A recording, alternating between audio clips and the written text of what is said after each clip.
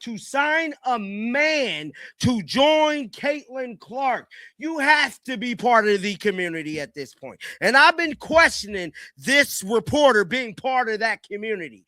Because for a man to come on here wearing hoop earrings, I'll be damned. I'll be damned. But I'm not here to pick on people or, I'm for everybody being what they are. I would want you to love what you is. But when a French basketball player has become the center of online debate after a standout season in France's second-tier women's league. Julie Tétard, a 34-year-old, 6'3" center who plays for the Monaco Basket Association in Ligue Féminine 2, came out publicly as a transgender woman in October 2021. Over the 2025-26 season, she put up dominant numbers, averaging around 21 points and 20 rebounds a game, and even set a single-game league rebounding record with 30 boards in one outing. Her production earned her a sweep of the league's individual honors: Player of the Year, Defensive Player of the Year, and Domestic Player of the Year. Comes to men playing with women, that's where we got to draw the line. We got to draw the line. Make sure you guys are subscribed to the tribe. Make sure you guys hype the video, like the video, because this one is very serious. Because why would it remotely be a good idea for the Indiana Fever to sign a male player? That will kill Caitlin. Despite that sweep, she was passed over for the league's overall MVP award, a decision that drew backlash from French transgender advocacy groups. Those groups pointed out that another transgender player in the same league, 43-year-old Aurore Poitou, was also left off postseason honors, despite solid per-game numbers of her own. Some advocates allege the voting panel of coaches and team captains had deliberately excluded both players from top honors. Clark fan base. That will kill the Fever hype. That will kill everything we fought for. They're trying to break Caitlin Clark and her fan base. I don't want to see a man playing with the women. Hell no. When did it become acceptable? The MVP snub, combined with her scoring and rebounding dominance, pushed Tétard into a different spotlight. Speculation about whether a WNBA team might sign her. Asked directly by a reporter whether she'd consider a WNBA opportunity, Tétard said she wouldn't turn one down if a team reached out, while also noting realistically that she's older than most prospects and that plenty of players are simply better than she is. She described playing in the WNBA as a long-time dream shared by any female basketball player, but added that logistics make it complicated. She indicated that while the league itself appeals to her, relocating to the United States under the current political climate gives her pause. For men to be playing with women in the first damn place. Whatever you do outside of your everyday life, that's on you. But when it comes to sports with children watching, I don't want my daughter seeing a man playing with Caitlin Clark on her team. Let's dive into this story, man. Because the comments spread quickly once picked up by outlets and amplified on social media, arriving amid an already tense conversation inside the WNBA about transgender participation. That conversation had recently intensified after Indiana Fever guard Sophie Cunningham told ESPN that young female athletes shouldn't have to compete against biological men, a stance she reiterated to reporters afterward, while also acknowledging the role of Title IX, the U.S. law requiring equal athletic opportunity, regardless of sex at federally funded schools. Cunningham's remarks drew support from fans who organized rallies at Fever games on her behalf. Because this one right here, for this person to make a video, you have lost your freaking mind, bro.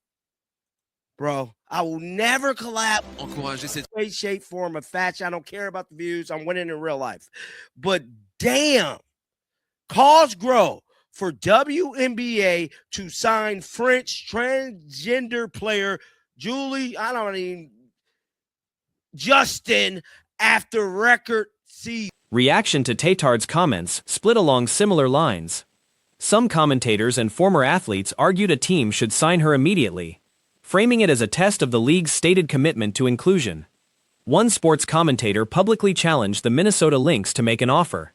Others, including advocacy figures who oppose transgender participation in women's sports, and at least one former WNBA player, argued that competing against a transgender athlete of her size and statistical output raises fairness concerns for cisgender competitors. A former NBA player also weighed in publicly against the idea of a transgender athlete joining the WNBA. Record season. The 34-year-old 6'3" center born Julian Tarter transitioned in 2021 and led Monaco BA. Of course he's going to league. He's a man. The 2025-26 season, earning top honors in scoring, rebound, defense, and domestic player of the year. Julian told Outkick he would consider. The episode reflects a broader, unresolved debate playing out across multiple professional and amateur sports organizations worldwide, where governing bodies continue to differ on eligibility rules for transgender athletes, and no single standard has been agreed upon industry-wide. Would consider a WNBA offer if contacted. Reaction split sharply, with some like Clay Travis pushing for a signing and others, including libs of TikTok and former player Audrey Scar, raising fairness concerns over biological males in women's sports. This story is a summary. Look at this man. This is man, bro. This is a whole. There's a point worth making right now. Caitlin Clark has somehow reached a stage where she is undervalued as a basketball player. Not by teammates, not by other players around the league, but the broader public conversation surrounding her has genuinely started selling her short. Oh, man. Look at his calves, bro. Watch. You see his physique, and he's juiced up. Tick, tick, boom. This is a man, bro. This don't even look right. This don't even come on, bro. I mean, what? Aja Wilson stands as the best player of this era, currently in the middle of her peak years, and Clark is not on that level. Still, the season Clark is putting together right now would win MVP in most of the last 3 decades of this sport, probably in roughly 23 of those seasons. What she's producing this year belongs in that conversation. Part of the disconnect is that people underestimate how much gravity matters on a basketball court. This echoes an old argument from 2021 involving Damian Lillard and Steph Curry. People pointed out that Lillard shot nearly the same three-point percentage as Curry, and from similar range, so the question became, what can Lillard do that Curry can't, or vice versa? That framing missed the point entirely, because the two generate completely different kinds of gravitational pull on a defense. Caitlin Clark is having a season that wins MVP in what? It's years, been there 30 years. Probably 23 of the seasons. What she's doing now is an MVP.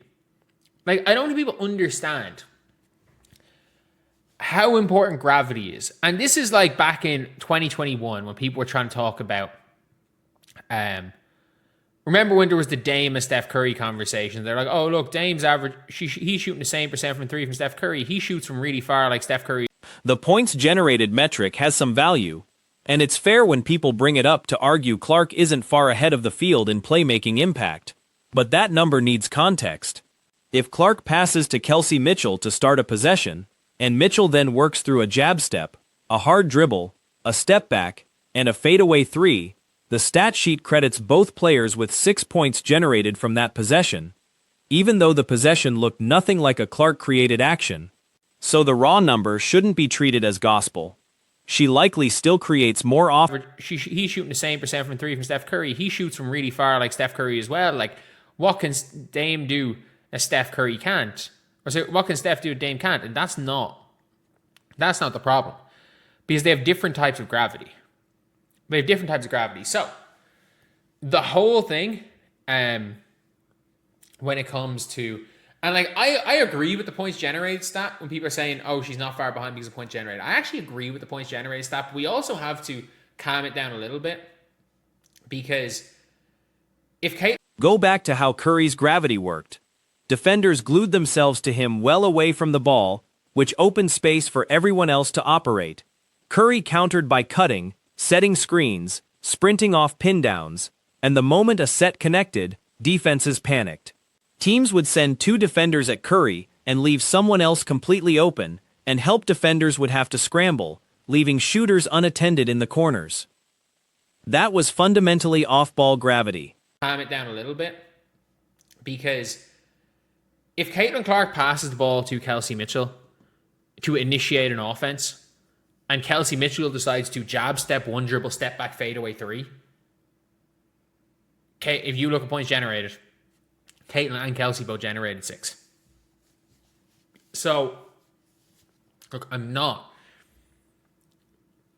going to get too bogged down on that. Yes, I believe she generates more offense than everybody else, but the exact same, Clark's version is different. Her on-ball gravity is the strongest anyone has seen. Defenses no longer seem as concerned about her when she's away from the ball, even though her off-ball game has actually improved since her rookie year, because they've essentially accepted that she'll get her points as a scorer regardless. That acceptance is exactly what terrifies opposing coaching staffs, and it's a piece of the picture that casual observers tend to miss. Plenty of commentary online treats a 30-foot 3 and a standard three-pointer as interchangeable, asking why they'd be viewed any differently. If a player shoots 20% from one spot and 35% from another closer spot, sure, the farther shot is a poor choice. But if a player shoots a similar percentage from both distances, that's one of the most dangerous weapons in the entire sport. The reason? An entire defense has to account for it. Whether that's the first wave of help defense or how a screen gets covered. Picture Clark operating from well beyond the arc in a pick and roll. Defenders can't afford to go under the screen from that distance, so they're forced to fight over the top, which means the screen coverage has to start much higher up the floor. That opens driving room for a roller like Aaliyah Boston, creating a 4-on-3 with a wide-open pocket of space. Compare that to a typical player running the same action from a normal three-point distance. The defense can simply crowd that area, and even if Boston catches it with a double team sent at Clark, the resulting 4-on-3 happens in a much more cramped space. Because Clark is being guarded that far out, the 4-on-3 generated when she's involved comes with roughly double the room to operate, and if that possession doesn't end in a bucket or a clean look, it was essentially wasted. And everybody else, but the exact same, just using numbers isn't a thing. But if we remember Steph Curry's gravity, so Steph will be kind of here, his defender will be here, they'd be on him, which allowed the other players on the court, whatever they wanted to run, to run whatever they wanted with more space. Curry would then make cuts, Curry would be a screener, Curry would run out, and suddenly you would see situations where if this screen connected, Curry was scared of bejesus out of teams, and you'd see sometimes teams sending 2 to Curry and leaving players wide open here. And then suddenly these players help in, you got wide. Early in her run with the Fever, there were stretches where Clark's own scoring numbers were down, yet she was still dismantling opposing defenses. She'd bring the ball up the floor, and defenses would be scrambling before she'd even done much visibly. This is why the narrative that hockey assist stats are somehow deflating her real numbers misses what's actually happening. Take a possession where Boston and a wing defender are guarding Clark up high. A big is stepping up to help, and suddenly Boston is wide open underneath. Clark finds her. The helping defender rotates off Mitchell in the corner, and the ball moves again for an easy look. It's not just that Clark is a threat from distance. If she were purely an off-ball scoring threat, defenses could simply deny her the ball. What she still needs to develop is cutting backdoor when denied, something Paige Bueckers already does well, and something Clark should add to her game in the offseason. But because of that deep shooting range, essentially functioning like an extra scoring line beyond the arc, and because she shoots a noticeably better percentage from that distance than a standard closer 3 in some situations, defenses are forced to extend coverage out there.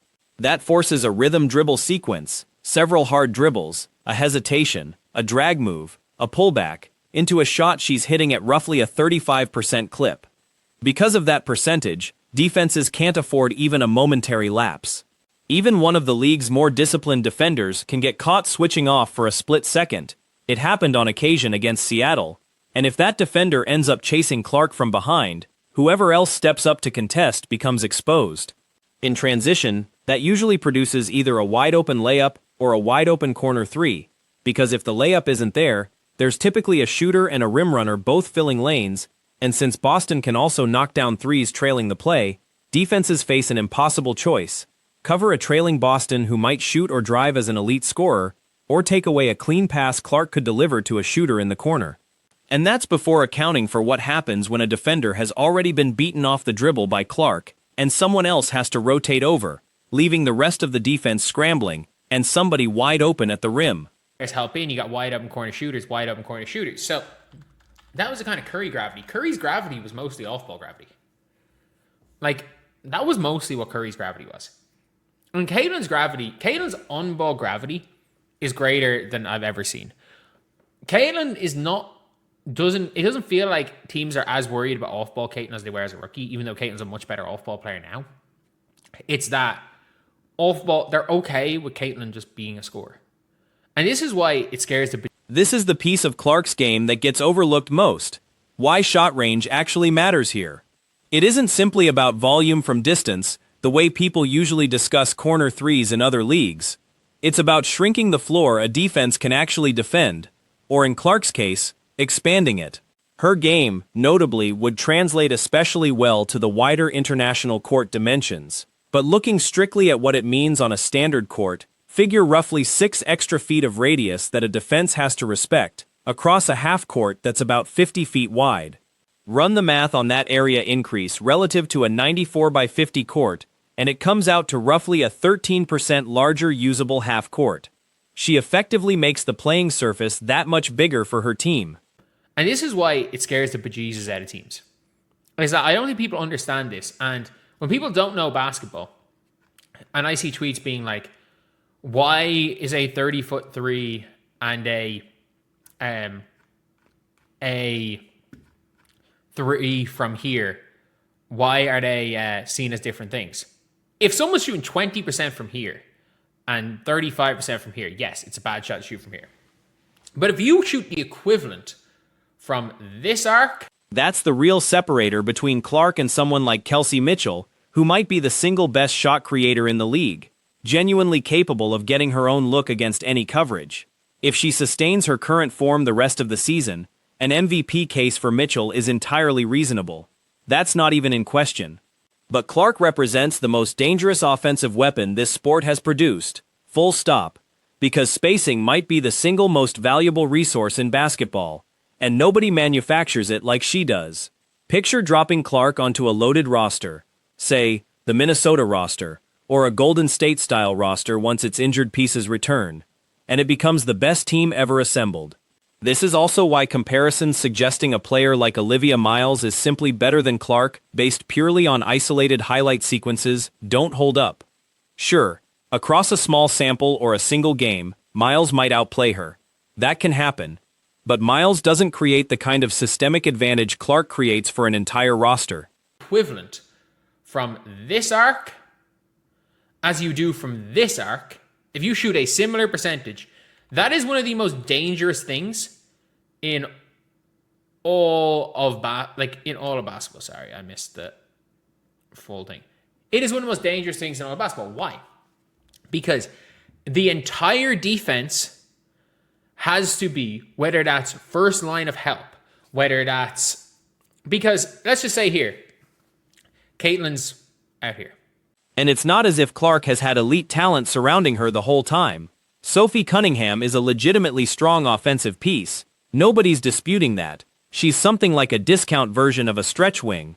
But beyond her, the roster includes players who are mostly just occupying space, rather than creating advantages. If the Fever ever fully build a roster designed around Clark's game, the ceiling is difficult to overstate. As currently constructed, Indiana already ranks as the best offensive team ever measured, by net rating, by scoring output, by essentially every relevant number. Mitchell deserves real credit here.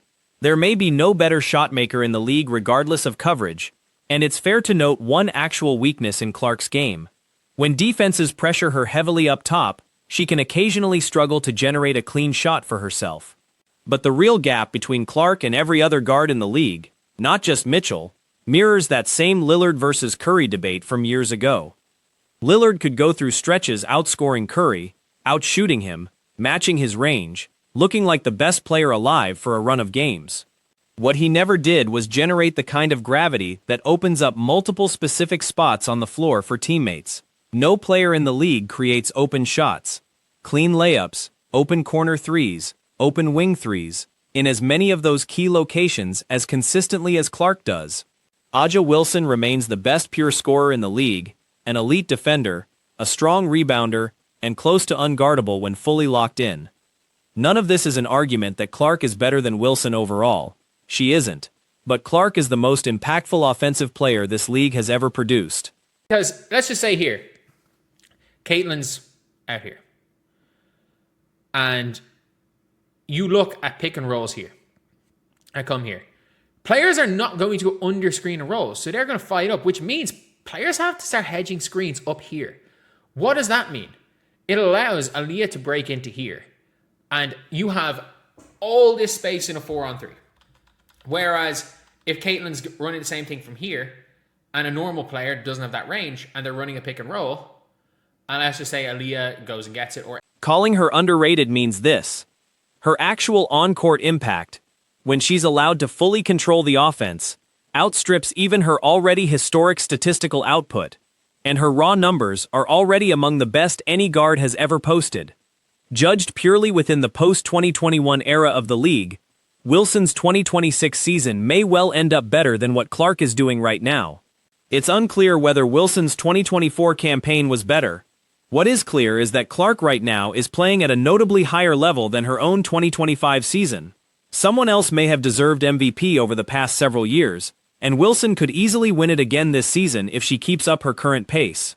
But to dismiss what Clark contributes as the offensive centerpiece of the greatest offensive team ever assembled, to write it off as manufactured hype, to turn her into some kind of talking point people feel obligated to argue about, to complain the moment she shows up on a top 5 MVP shortlist, all of that misses what's actually happening on the floor.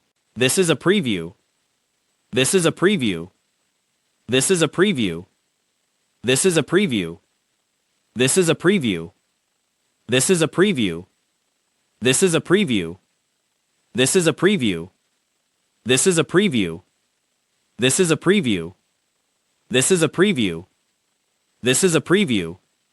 This is a preview. There's also a common counter-argument, that the Fever simply have a stacked roster around her. But look at who was actually on that roster before Clark arrived. Nalissa Smith, who's arguably comparable to or better than some current role players. Aaliyah Boston, who started the All-Star game as a rookie. Kelsey Mitchell, who according to a players poll ranked as the 5th best player in the league back in 2023, compared to being ranked closer to 7th among guards more recently. None of that added up to anything close to what this current group has produced. The difference is what Clark's gravity does for Kelsey Mitchell specifically. Nobody else creates that kind of freedom for her. The way she's started using off-ball relocation runs to get open. Aaliyah Boston fundamentally reshaped her body and her game to play alongside Clark. Yes, there's been some rough patches this season, largely tied to Boston managing a meniscus issue,